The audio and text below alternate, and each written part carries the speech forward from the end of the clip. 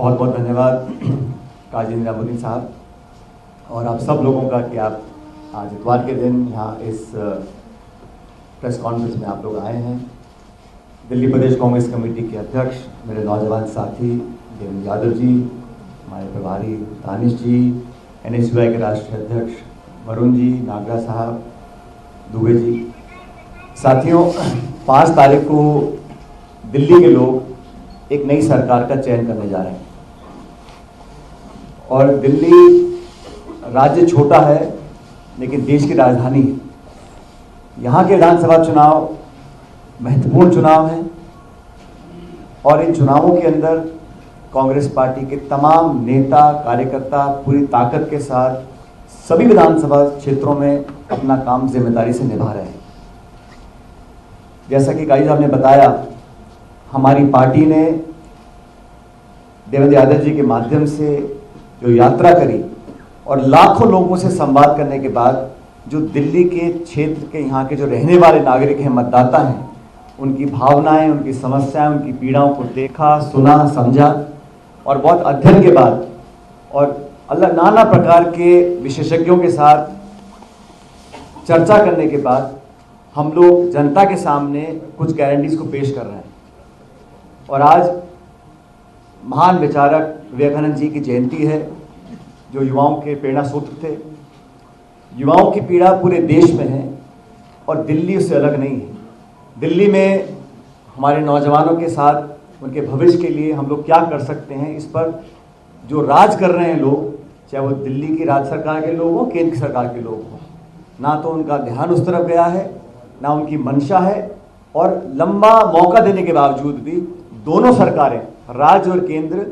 इस बिंदु को छूने से परहेज करते हैं। इसलिए हम लोग अपनी पार्टी का पक्ष रखेंगे। लेकिन दिल्ली के अंदर इतिहास गवाह है, जब जब कांग्रेस की सरकार यहाँ पर रही, जितने भी बड़े बड़े शहर दिल्ली के हैं, चारों मेट्रोस हैं, मुंबई है, कोलकाता है, चेन्नई है और दिल्ली, आप दिल्ली को देखेंगे, यहाँ का जो इंफ्रास्ट्रक्चर रहा, यहाँ की जो मूलभूत सुविधाएं थीं उस समय की, जब नींव रखी गई थी, जब विकास हुआ था, पूरे देश में लोग दिल्ली के विकास को अग्रिम मांगते थे। कांग्रेस सरकारों में, शीला जी के राज में जो डेवलपमेंट यहाँ पर हुआ, बिना टकराव के, बिना विवाद के,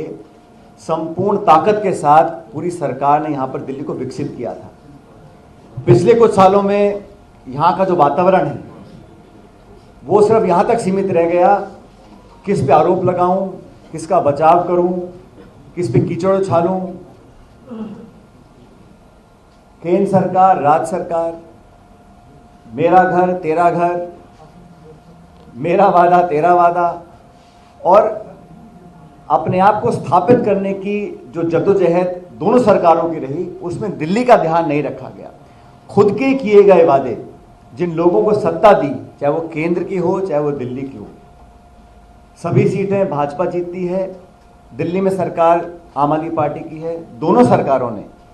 मौका दोनों को मिला, लेकिन जनता दिल्ली की जो है, जहाँ के नागरिक हैं, जो उम्मीद और अपेक्षा रखते थे, वो पूरी नहीं कर पाए हैं। और कांग्रेस एक अपनी ऐतिहासिक जिम्मेदारी समझते हुए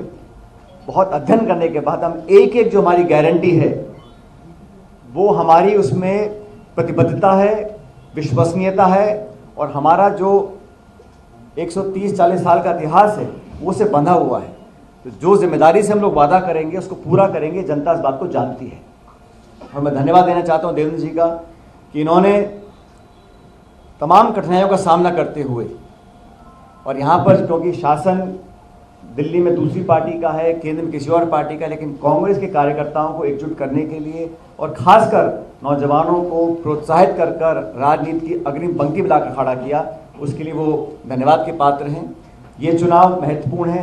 पूरा देश इस चुनाव को देख रहा है और हम लोगों ने इस बात पर ध्यान दिया कि बजाय इसके ये तू मैं की राजनीति को ख़त्म कर हम कंस्ट्रक्टिव राजनीति करें, हम वो बातें रखें जनता के सामने जिन मुद्दों को जनता सुनना देखना चाहती है। अपने सपनों को साकार करने के लिए हम दिल्ली के लोगों के लिए क्या कर सकते हैं, चर्चा इस पे होनी चाहिए। चर्चा सीमित इस पे नहीं होनी चाहिए कि मेरा वर्चस्व कायम रहेगा, मैं बड़ा नेता हूं, मैं छोटा नेता हूं, ये मेरा अधिकार है, ये मेरा कार्य क्षेत्र है, फाइल पे दस्तखत कौन करेगा, किसका यहाँ प्रभाव ज़्यादा है। ये ईगो क्लैश में दिल्ली के लोगों को नुकसान हुआ है। इसलिए हम लोगों ने, कांग्रेस पार्टी ने बहुत सोच समझकर अपना कैंपेन तैयार किया है, अपने उम्मीदवारों का हम चयन कर रहे हैं। और मुझे पूरा विश्वास है कि 5 फरवरी को जब यहाँ के लोग मतदान करेंगे तो इतिहास को याद करेंगे,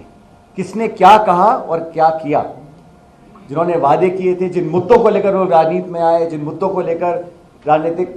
कार्यक्रम किए, जनता ने संपूर्ण मौका दिया। कितना वो खरा उतर पाए, कितना नहीं उतर पाए। और वो लोग जो यहाँ केंद्र में देश भर में शासन करते हैं, उनकी नाक के नीचे यहाँ पर जनता अगर त्रस्त है, चाहे प्रदूषण हो, चाहे बेरोजगारी हो, चाहे महंगाई हो, चाहे नाना प्रकार की दिक्कतें हैं, उनको पूरा करने में या तो उनकी मंशा नहीं थी या फिर अपनी खुन्नस में, अपनी खुंदक में यहाँ के लोगों को वो दंडित करना चाहते थे। ये जनता समझ चुकी है। हम लोगों ने निर्णय लिया है कि अगर जनता कांग्रेस को अपना आशीर्वाद देती है तो हमारी प्राथमिकता बहुत सारी हैं, लेकिन नौजवानों के प्रति विशेष रूप से राहुल गांधी जी, खड़गे जी, हम सब ने निर्णय लिया कि हम सबको दिल्ली में रहने वाले जो हमारे साथी हैं, जो नौजवान हैं, जो शिक्षित हैं और जो रोजगार के अभाव में दर दर भटक रहे हैं, उनको साधने के लिए, उनको प्रोत्साहन देने के लिए, उनको संबल देने के लिए सरकार का कुछ दायित्व होता है। और मैं हमेशा कहता हूं, सरकार का जो पैसा खर्च होता है, एक एक रुपया जो सरकार खर्च करती है, किसी के जेब से नहीं जाता, जनता का पैसा होता है। तो उसको खर्च करने के लिए बहुत सोच समझ के हमको अपना नीति निर्माण करना चाहिए। इसलिए हमको लगा कि प्राथमिकता नौजवानों को, क्योंकि नौजवान अगर फ्रस्ट्रेट होगा, अगर वो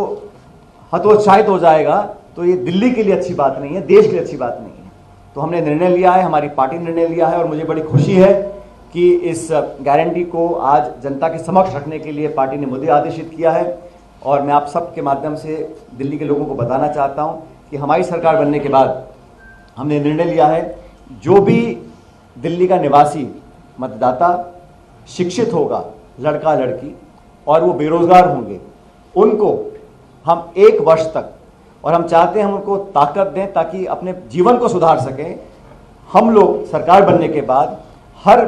शिक्षित बेरोजगार व्यक्ति को 8,500 रुपये प्रति माह का उसको हम आर्थिक मदद देंगे 1 साल के लिए। लेकिन ये मदद सिर्फ आर्थिक नहीं होगी, हमारी कोशिश ये रहेगी कि हम उन लोगों को उस क्षेत्र में अब्जॉर्ब करवाएं जहां उन्होंने ट्रेनिंग या पढ़ाई करी है। कंपनियों के माध्यम से, फैक्ट्रीज के माध्यम से, संगठनों के माध्यम से, उनके माध्यम से 8,500 रुपये प्रति बेरोजगार शिक्षित नौजवान को हम देंगे। और हमारी कोशिश रहेगी कि हम दिल्ली में जो उद्योग हैं, फैक्ट्रीज हैं, कंपनीज हैं, उनके माध्यम से वो पैसा दें ताकि वो लोग, अगर उनको आर्थिक मदद मिले, उसके लिए वो काम कर सकें, अपनी स्किल सेट्स को बढ़ा सकें, अपनी कार्यकुशलता को और विकसित कर सकें, ताकि 1 साल समाप्त होने के बाद वो अपने आप उस क्षेत्र में अब्जॉर्ब हो सकें। और रोजगार निर्मित करने का जो काम होता है वो सरकार की पहली प्राथमिकता होनी चाहिए। मुझे खेद है कि राज्य सरकार और केंद्र सरकार दोनों ने बेरोजगारों को नजरअंदाज किया, और जो निवेश होकर, उद्योग लगकर पढ़े लिखे बच्चे बच्चियां रोजगार पा सकते थे, वो कई साल तक मौका देने के बावजूद ये दोनों सरकारें काम नहीं कर पाई। और कांग्रेस ने, चाहे वो राजीव जी की सरकार हो, जब आईटी क्षेत्र में हम लोगों ने जनता को प्रोत्साहित करने का काम किया था, मनमोहन सिंह जी की सरकार में हमने जीडीपी को बहुत आगे बढ़ाया था, और मैं खुद उनके साथ सरकार में मंत्री था, तो आईटी के क्षेत्र में, टेक्नोलॉजी के क्षेत्र में बहुत हम लोगों ने काम किया था। दुर्भाग्यवश आज जो राजनीति दिल्ली में हो रही है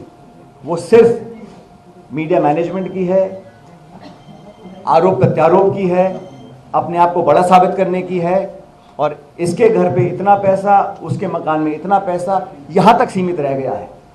और इसलिए लोग एक बेहतर विकल्प चाहते हैं। और मुझे पूरा विश्वास है कि 5 फरवरी को लोग हाथ के निशान पर और कांग्रेस पार्टी को, हमारे इतिहास को, हमारे वर्तमान को, हमारे विजन को, हमारे एजेंडा को पसंद करेंगे और कांग्रेस पार्टी को अच्छे बहुमत के साथ यहाँ सेवा करने का मौका देंगे।